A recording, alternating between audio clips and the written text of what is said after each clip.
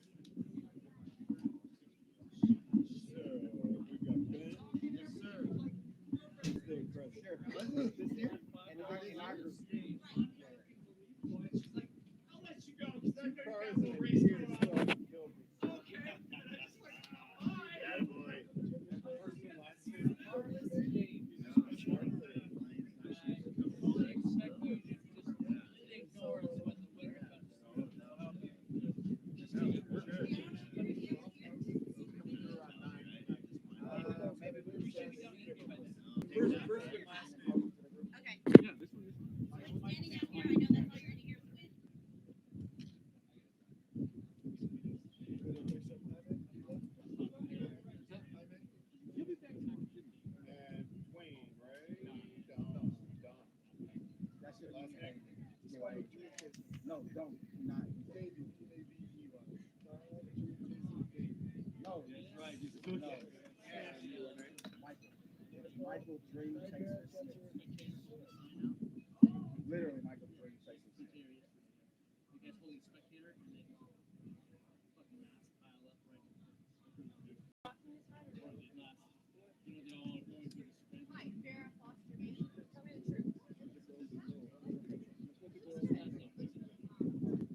Hey Chris.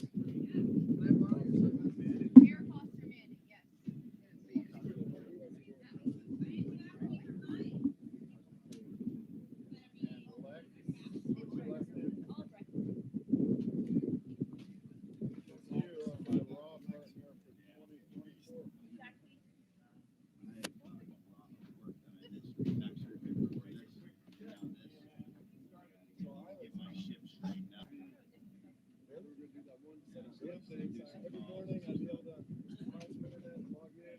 Right. You know, so it's like, an hour to get there, hour to back up.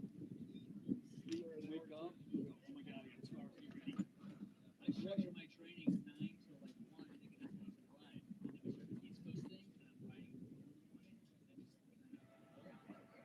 And then we start the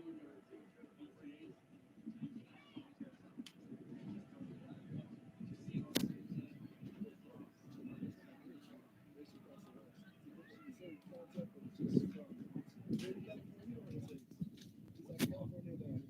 All right, we're super happy to be here with Team 1 Mile. Thank you all for taking the time out to visit with us. Gosh, just a few hours after you finished. I'm sure you're all still a little tired. Maybe? You did. Right on. So I'd really like to get into what is Team 1 Mile all about? Who put this team together? So Mike, let's start with you. And if you guys can just share that microphone back and forth. But how did this come to be? And then how did you choose the team? Well, 1 Mile as a community and an organization, it was trying to bring military, active duty, and veterans, combining with athletes, current, former, and also a lot of the outside lying endurance athletes that don't really typically have a strong community, and bring them together as we're all so wired similar. It's just that somewhere in life we took a different career path. So by bringing these individuals together, you start to see that in a sense they get each other. So that was the initial spark, that we get each other. Fast forward a little bit, we needed to do something that was tangible, and an idea came up. Have you ever heard of RAM, Race Across America? And I think everybody here probably say no, but when we asked if they do it, they said yes. And that's the type of individual we're excited to have. Guys will say, yeah, I'm in. What are we doing and what's the mission? And ultimately, what we're out here doing is we're a little bit of a metaphor. We're trying to go out there and race across America and suffer as individuals, but come back to a team that can rebuild us stronger and put us back together and inspire us to get back out on the road and fight and back and forth very similar to what happens in life. And the choosing of the individuals, once you started to get to know individuals and know personalities and their backgrounds, it was a great recipe. Not sure what it was going to make. We didn't know until we got together and we went through this, but we knew we had the right individuals. Ultimately, we found out we had the right team. So as those ingredients were coming together, did you ever think, okay, I'm building a Caesar salad, but you ended up with a really amazing, baking dessert? A little How bit. was that for the weirdest question you've ever gotten in an interview? I pride myself. Well, yeah. Right. Well, when you do put together, a group of almost 30 individuals, type A's. And the other thing too, I'll say about this group is individually, these have all been leaders. And yeah. So we were asking a lot of individuals that have been leaders to become a support person. And some of our support crew said, this is the first time in my life that I've ever been on the supporting side of it and not been at the tip of the spear. So it was, we talked about it. There was some curiosity on how it would unfold. But I couldn't be more proud. And last question for you. I heard a lot of the team members saying last night at the finish line, we just met a week ago. And a lot of our teams are out training together for a year. And you all came together. I assume you had some Zoom calls and things like that, but you hadn't met in person and really gotten to know each other. This is a pretty stressful situation in which to meet other people. And the team really seemed like it just gelled. Yeah, what I'd say to that is, and a lot of us, it's kind of on that former side of that career, right? One key ingredient for that, everyone checked their ego. Everyone came into this setting their ego aside, setting their individual accomplishments aside. And that creates respect. And once you have the respect of each other, then it works. Now, Lex, you're a very high-level cyclist. I raced professionally for 8 years all around the world, and race across America is something that is quite different than the bike racing that I was doing, but it's always been something I've been super, super curious about. So when the opportunity came up, and it came up at a very cool time in my life, I jumped right on it, and I feel like it's almost like a little miracle. Like, I think Mike is kind of like an angel. Like, he just found all of us at the right moment for the right reasons. I don't know how he does it, but I'm just believing in the magic, and living through the experience of the race, and even the lead up to the race is proof that it is something very, very special. And this is a question for all of you as the mic changes hands, but how were you chosen? And was that just kind of out of the blue that you were asked? How were you approached? I don't think any of us know how we were chosen. I don't even think Mike and Chris know how we were chosen. I think they did like a dice roll on Facebook. Do you know, Mike, how you chose us? He was looking for Caesar salad ingredients. Let's talk about that Caesar salad, Mike. There was no criteria. Clearly. Ben got in here. No, there was no magic formula. There was no going through a deck of cards and pros and cons. It really was meant to be. And I've told all these guys, you're not here by accident. It's not by chance. But you had to know who these people were before you invited them in. You didn't just see the name Lex or Farah or Michael. You're a Facebook stalker. Okay? Yeah, I was going to say, I might have to correct you a little bit on that, because I'm not sure I know I didn't know the depth of all these individuals before.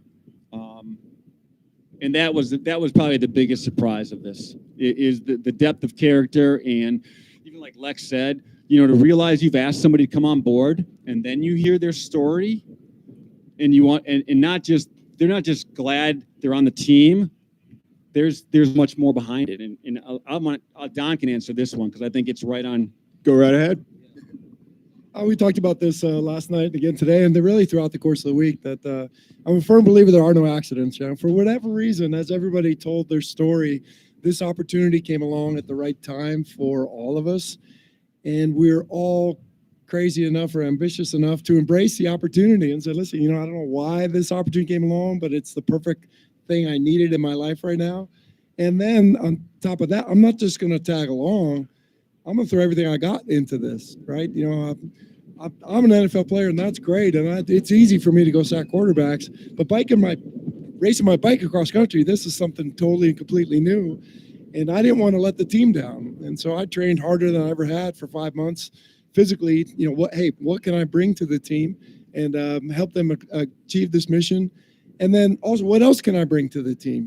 This is not an easy environment to live with 25 strangers over the course of 7 days in an RV, in parking lots, in a cramped bus, on the road, and all the ups and downs that we went through. And so each of us contributed in that way too, to keep things light and to keep the positive energy and helping a teammate when you need it. This was the ultimate team event. I couldn't have done this on my own. None of us up here on the team could have done it without each other. And none of us as our team could have done it without all those support people as well. So it was really well. I think you hit the nail on the head. Mike put the ingredients together, and the magic did happen. And it's an experience that none of us will forget. And the bottom line is we've raised a lot of awareness and a lot of money for a great, great cause. And we're very proud of that. Yeah, I got to say, it's very powerful having a former NFL player saying this is the ultimate team event. It is. I played football since I was 5 years old till 31. And I say no matter how good you are as an individual, you can't win a game without your teammates, without all 11 of you being on the same page. And after that, I started doing Ironman, which is the ultimate individual sport, where it's just you against the world. And this was the best of both worlds. I think the beauty of it is that, hey, only one of us were riding our bike at any one time, at any one moment. So it was us against the road with our bikes. But then from that, we had to rely on our teammates for every other aspect of it to get to the point where you're able to ride your bike solo out there. So I loved it. I thought it was beautiful. I thought it was great. Amazing group of individuals assembled, not just on the team, but on the crew as well. And really a lifelong memory and friends that I'll have for life. So very proud. Thanks, Mike, for including me as part of it. So Dream Chaser, you get the call. What's the first thing that goes through your mind? Well, first I got a Facebook message, and I was like, "Oh man, here we go." I think most of us was like, But then I got the opportunity to talk to Mike and Chris on the phone, and I pretended to know what RAM was, and I agreed to it. And then it was after I talked to Lolly, and I was like, "What is RAM?" And I looked it up, and I mistakenly did it YouTube versus Google, and saw all the catastrophic things that could happen versus RAM, like people going to the hospital. And I was just like, yeah. And so I do Paralympic triathlon. So this is completely outside of my box. I'm a sprint guy. I'm a super powerful zone 5 threshold, get there, get uncomfortable, suffer, and then pass out in like 58 minutes. That's my arena. You sound like the ultimate team racer. Yeah, but just going through this, man, like when I agreed to it, I don't know, like it was like Lex said, man, that email, that phone call came at like the right moment in my life, like the very opportune time. At that particular time, I was contemplating retirement. So I'm still active duty Army. So I was contemplating retirement. I was actually, like most of us, I think we were mapping out our season to race. At that time, I think I told Mike I had like 19 races on the schedule, just something ridiculous. COVID happened, all these things happened, and I think that this was just like a blessing, right? I mean, I chose to retire. I chose to put my season to the side. I committed to RAM, and that's what I stuck with. And I don't know. This has been like one of the most exhilarating, one of the most blessed moments I've ever had the opportunity to participate in. I've told them forever, like this has been edged in stone for the rest of my life. This is something that all of us have already been talking that we want to do again. And and we're all competitors. We're all successful at our individual careers, our individual sports. So I want to come, like, we want to form a team. We want to come back and win. Like, we want to do this. And yeah, it's just been a blessing.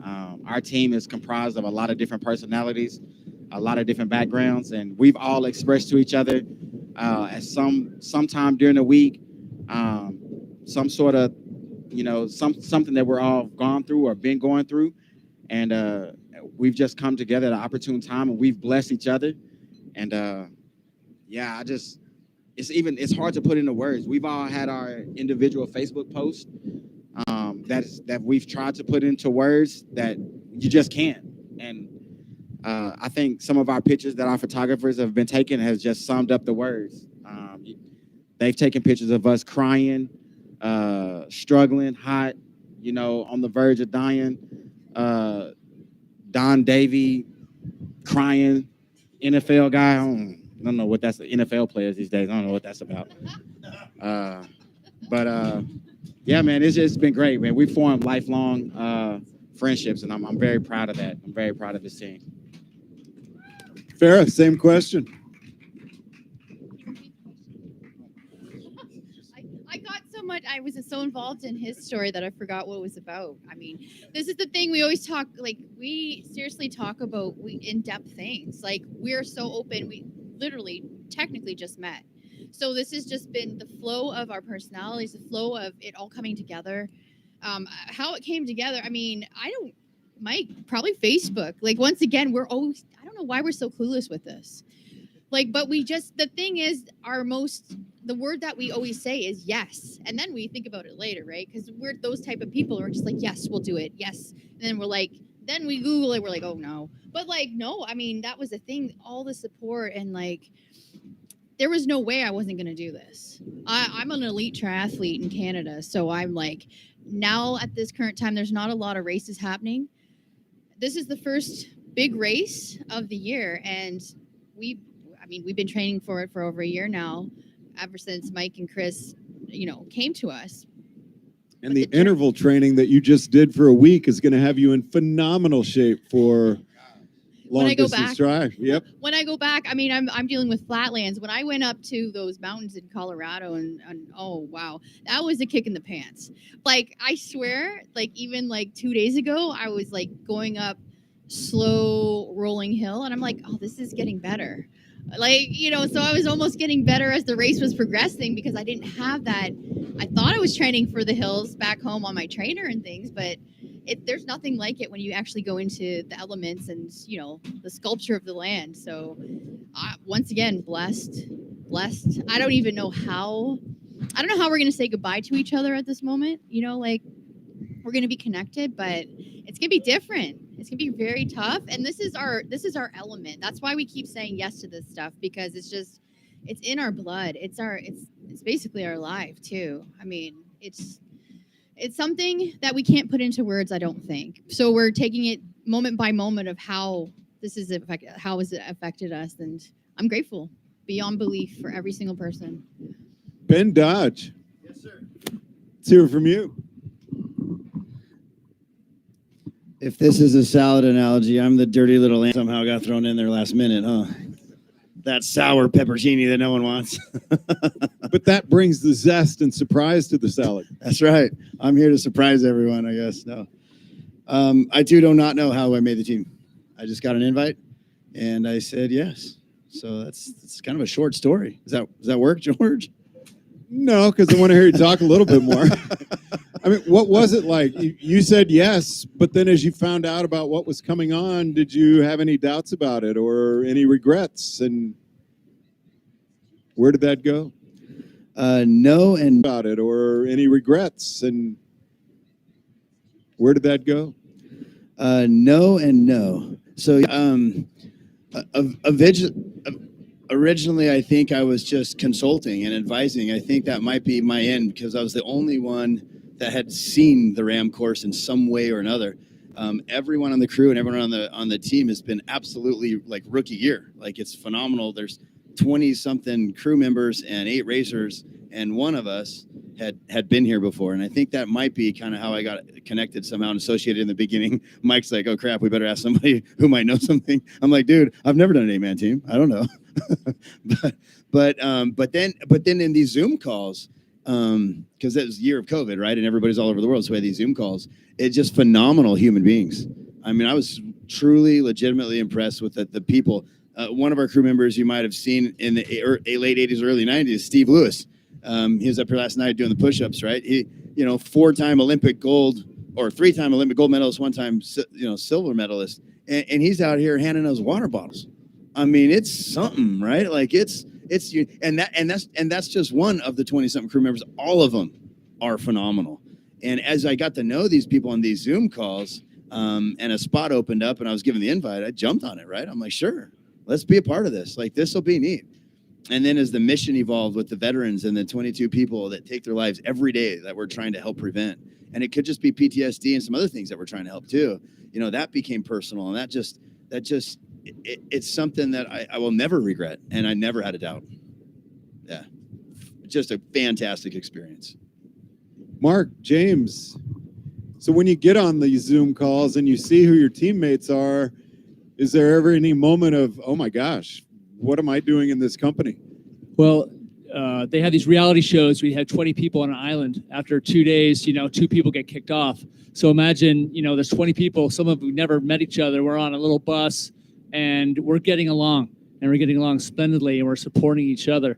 There's a lot of roller coaster, literal, peaks and valleys on this course. And we all had low moments, a lot of high moments, and there's always someone there to back you up.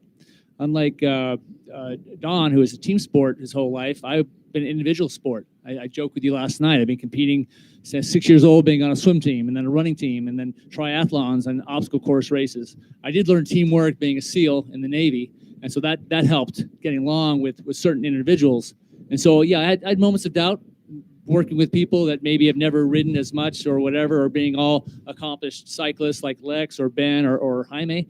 But somehow we put it together, and that was just remarkable how every day, no matter how much little sleep we got on the bus, we still performed, and we kept on going and kept our minds and attitudes in the right direction to get here. Mike, in conclusion, can you tell us again, what's the purpose of the team? We touched on it a little bit. How can people make a donation to the foundation? Sure. So again, the purpose, what we're trying to do is make it okay to necessarily not be okay, to be vulnerable.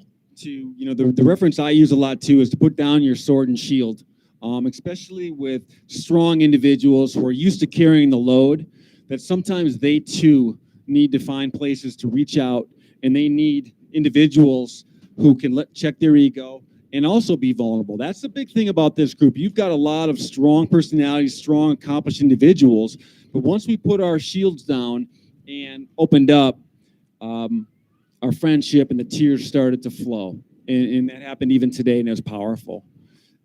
From a charity standpoint, the onemileproject.com, and you can find us on Facebook, Team 1 Mile. You can follow us there, and the donations help because we're also helping other charities that are on the grassroots level of really trying to make a difference with individuals, and we're better at what we're doing here, and that's kind of capturing some attention. But funneling it right down to the individuals that we can help. Anything else anyone wants to say before we let you go? I guess just on behalf of the team, Mike and Chris, thanks for putting this together. To my teammates, thanks so much for joining me in this, right? Nobody got paid a penny to do this, and we all took time away from our lives and our families to come together. And I, for one, am damn glad you guys did. I'm glad I did, and I appreciate the fact that all you guys did, and all of our crew members. A truly phenomenal experience, and couldn't be prouder to be part of this. So thanks so much. One more thing, George, and that is I just want to acknowledge my co-founder out here. And I probably over 2 years ago, I asked Chris to just meet me for a cup of coffee because I had an idea. And that idea she believed in. And then from that, is where 1 mile took off. And without Chris believing in my idea over a cup of coffee, none of this would have gotten any traction. And we had a lot of people that weren't sure when we started what we were up to, why what we were doing, and we've made a believer out of a lot of people. So thanks, Chris. I couldn't do this without you. And last question for you. Sorry, I always lie about that. 1 mile, the significance of 1 mile when you've ridden 3,000. It's 1 mile at a time. And also reach out, find your friends, find your family, people that are suffering. Go for a 1 mile walk, go for a 1 mile jog. Get out there and do something. Everything starts with 1 mile, right? And again, when you're suffering and when things are difficult, just always go back to just 1 mile at a time, and you'll get through everything. And there's always one more mile. You're never done. There's always one more mile. Love it. Thank you guys very much. Safe travels home.